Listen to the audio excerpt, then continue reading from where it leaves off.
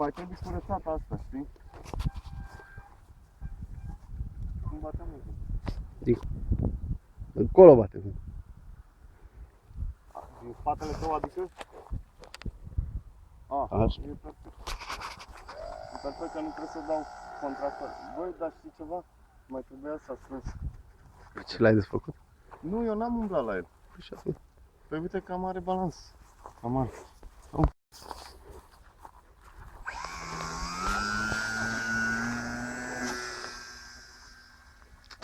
Se duce singur, a aruncat.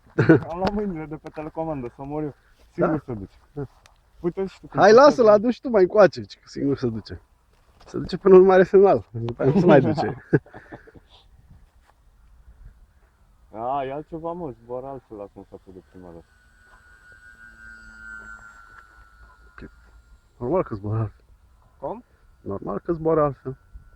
Da, păi e mai lejer din... Da. Stă drept, stă. Hai, un avion perfect. Acum să vedem șoferul, nu pilotul. Ai permis de avion? Da. Îmi cumpăr.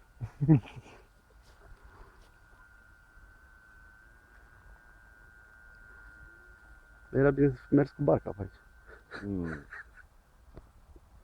aici. Singur a făcut chestia asta, ce vezi tu acum. S-a lăsat pe dreapta și în jos. Singur. Probabil că n-ai mai avut viteză și de. Da.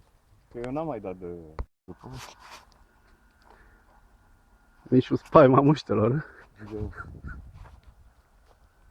Păi mă gâștele.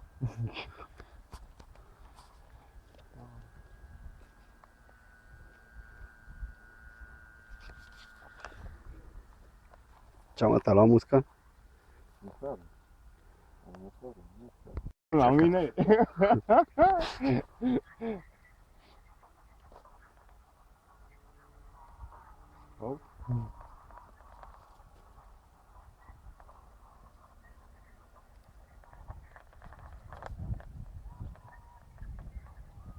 Am uitat că n-am cârmă în față. Să zbor că e în nani.